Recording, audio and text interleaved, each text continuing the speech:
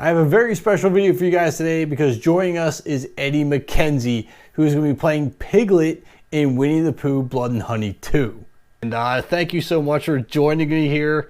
I have one major question right out of the gate, and it's one that my audience has been asking me over and over and over, and that is, how is Piglet here? Didn't he die in the first movie? How did you survive? Well. There's a lot of spooky horror movie magic and jiggery pokery going on. But basically, it's just the way that all great horror movie villains come back. You know, he just survived. He just came back. You know, you can't keep a good pig down. If you didn't see a body, he's not gone. That is it. Unless you see them dead in the ground. And even then, Jason kept coming back. That's true. That's true. There's all this stuff with, they've got the mad honey that heals them and stuff. There's all sorts of, classic horror movie type nonsense going on. So there you go. Got a secret serum we didn't know about. There's a little sneaky sneak. So obviously he's got a new look this movie, right? So we got away from the tusks. I don't know if that's something that I can't talk about just yet, but that little sneak peek photo kind of gave us a whole new look. I think the prosthetics in this new film are just night and day. The first one, I believe they were just masks, and they were like one-piece masks, rubber costume masks. Whereas in this film, everybody has got proper facially sculpted prosthetics. So we've got several pieces going on, which allows for much more articulation and making all the groovy grimaces and big snarly faces and stuff like that. So I think it's allowed Pooh and every character a bit more creativity. We can express ourselves better. It felt more real, most of all, I think. Because you kind of forget that they're not, the prosthetics are so good that it is the person's face, right? And you're just seeing it there, and it really just sucks you into it all. Hopefully it's scarier, more intense, more realistic. The main thing I liked is that you can really see people's eyes. You've got the whites of the eyes through all the prosthetics going on and all that kind of stuff.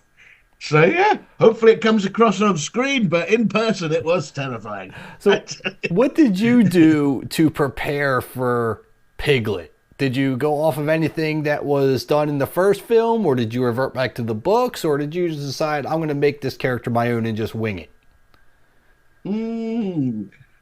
Well, I've seen the first one, obviously, and when we were talking about the role, they didn't want me to lean too much into the performance in the first one. I think they kind of gave me more opportunity to make it myself. The Piglet in this film is maybe a little more nervous, so maybe a little bit more like the OG Piglet, Okay. The Piglet of the stories. There's that level of, there's kind of a bit nervous squealing. There's kind of a timid. bit more. Yeah.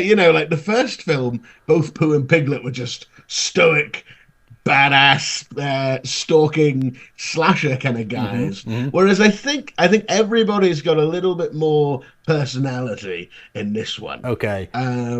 So yeah, I was aware of bringing in a little bit of the kind of nervous energy with Piglet. He was kind of a little bit more shaky. Obviously, after the first one, he's had a bloody hammer to the head. So he's kind of like, his confidence has been shocked. Yeah. So he's a bit more feral, a bit more kind of, nervous, and yeah, it was cool. They really sort of, and we worked on the voice together and all sorts of things, and I think it was a great experience coming to the realization of who my Piglet was going to be.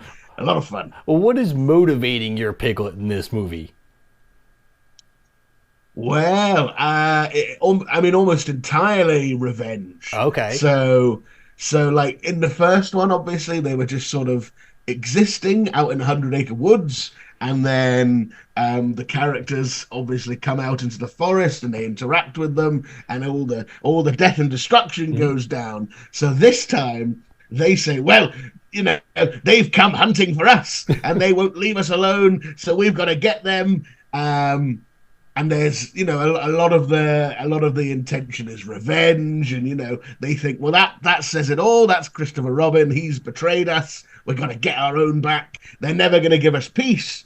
So yeah, it's very much a kind of revenge story, I would say. Brilliant.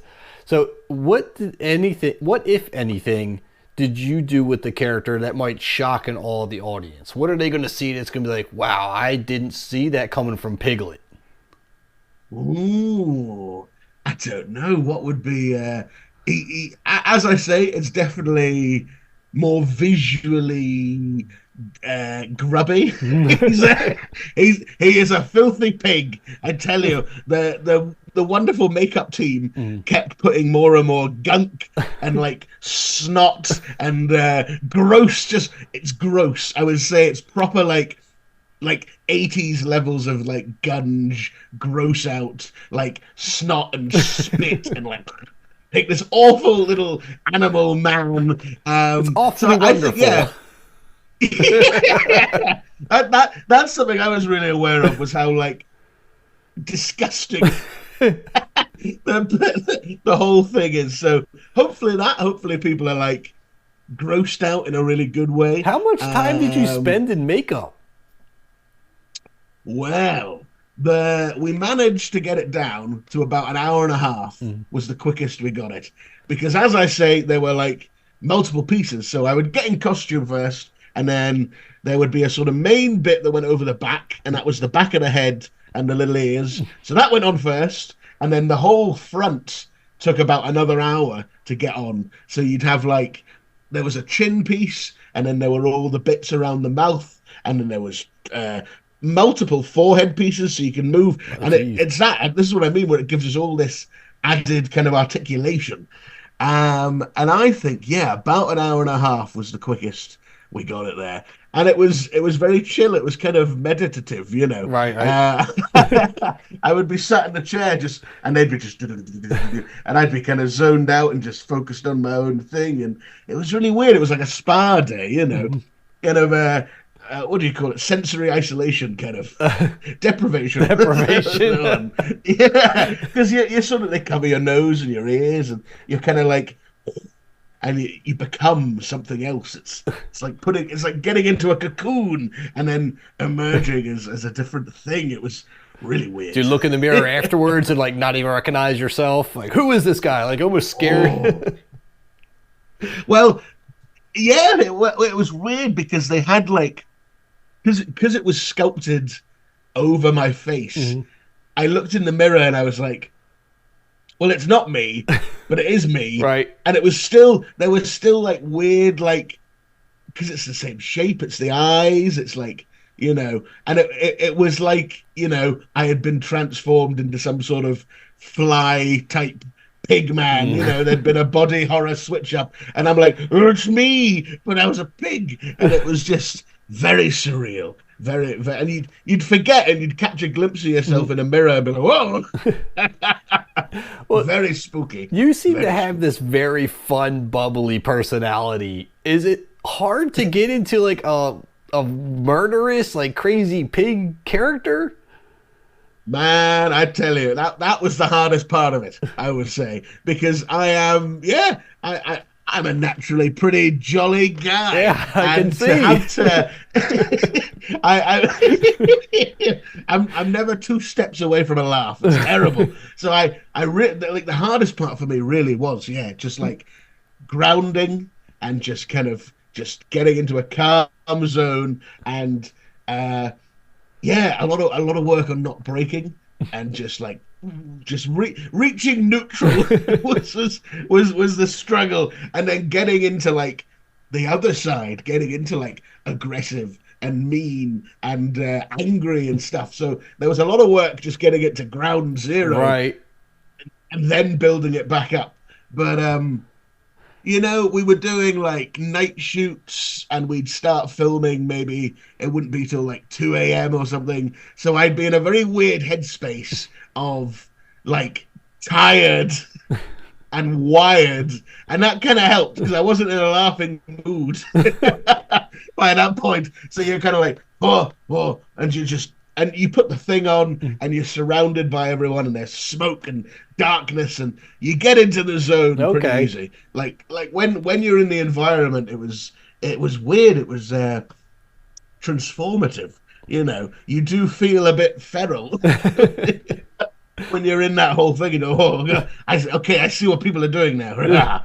And so, yeah, it took a lot to rein in the happy times. So how many blooper reels can we expect then? Man, I don't know. We had a lot of fun. You know, they got a lot of behind the scenes stuff. I think when it is such an intense piece of cinema, you've got to have fun when you can, right? You know, because all the practical effects going on and all the blood and all the horrible stuff, you've got to find the moments of laughter in between. And so, yeah, there are definitely some stuff that I hope gets released at some point of just the nonsense that unfolds during a shoot like this, you know, where people just, the tension breaks and everyone just loses their minds, and it's wonderful. So we'll see. I'm assuming you were the guy that when the camera said cut, that you were trying to joke around with everybody and loosen the mood a bit. Well, you try what you can. Yeah. You try and keep the spirits up, because, you know, it was these overnight shoots and everyone's knackered and everyone's just like, oh, and you just want to keep everyone buzzing, you know, and just rolling on, rock and rolling. But we had a great time. The whole crew, cast and crew, were amazing. Everyone had everyone's backs, and we were all like, it was like a little team, you know, when it's a small production, you're all there, you're all sticking in, and it was great. Yeah, we all kind of motivated each other, I think. Good. So what about this movie was the most fun for you to film? Is there a particular scene that you were like, oh, I love that, it's going to stick in my head for a while, or something else that might have popped up? What sticks out to you? Well, one of the early scenes I shot would I always sticks with me, because this is kind of the biggest acting role I've had, for sure. So the whole thing has been an amazing experience. But my first kind of real night shoot, and the stunt coordinator came up to me and he said, we're going to do some action tonight. And it was proper like stunts and combat and like falling over onto things. And that was exciting, because that was my first real experience of proper cinematic stunt work. You know, nothing like totally extreme, right, but it was still like, you know, this stunt coordinator being like, right, we're going to do this and then we're going to do that, and then when he does this, you do this, and I was like, oh my god, I'm in the movies, I'm a star, man. I felt like Tom Cruise. Oh, it was incredible. And that really stuck with me, because I thought, you know, and it's that point where you're just looking around going, how on earth have I got here? What am I doing? They're gonna tap me on the shoulder and be like, it's time to go home, son. It's over. Get out of here. And I was just like, oh, so very very much enjoying it all while it was happening. Is there a stunt that they had you do that you had to take a double take, like, you want me to do that? Like, are you serious? No, I think they were very like it's quite grounded. Okay. I think, you know, there was never anything that was like extreme. I would say some of the stuff that the other people were doing, like some of the deaths that there are some things that Pooh does in this film that are just going to be like proper cushion to the face, vomiting in the aisles. Oh, jeez. Cinematic. It's going to be like, whoa. So seeing that being shot was much more than anything I did. I think, you know, the actors, like all the people that got killed off, what a job. What an incredible job. I don't know how they do it, but sensational, you know. So for me, there was nothing that was out of control at my end. Right. But like, oh my God. Now, it's going to blow minds. That's all I'll say. now they're hinting at the fact that Pooh has a signature weapon in the bear trap. And we know that Piglet loved his chain in the first movie. Is there a go-to weapon for you in this one? Well, you know, we sort of we've changed it up a little bit. Okay. You know, you don't want to stick to the same thing. One of the fun weapons was kind of was like an improvised thing almost, and it's like a big old club. But it's literally like a big tree trunk that we found while shooting, and we were like, Piglet needs a weapon, what can we use? And we didn't have a prop, and we found this big old tree trunk thing, and it just looked amazing. Like, you know, the way that wood, it was all gnarled, and it was properly like, this is a creature from the forest using a mad tree, and it was just like the image of just this pig man with a big old hunk of wood, and it felt so primal, you know, just like this is man versus beast type thing. I would say again, I think Pooh has definitely got the cream of the crop when it comes to signature weapons. Oh. You know, you talked about the bear trap. That is going to be incredible. We saw the chainsaw, the flaming chainsaw in the trailer. Yes. That is, you know, he's got a lot of fun tools. So I don't want to give anything else away. Obviously not. Winnie the Pooh has an arsenal in this film, and it's gonna be sensational. I tell you that. People will not believe their eyes. Oh, that is super exciting. I am so anxious to see this movie now. And just the detail that's been put into this one is leaps and bounds from the first film. All sorts of devious schemes going on. Oh, I can't wait. Oh, yeah. I can't wait. Well, I don't want to hold up too much of your time. I do thank you so much for taking the time to speak with me. And again, very, very much looking forward to seeing this movie and what Piglet is going to bring to the table. Well, bless you. Thank you for having me. It's been a lot of fun. I hope you enjoyed that interview as much as I did. And if so, make sure you drop a like on this video and hit that subscribe button if you haven't already. I'll see you at the concession stands.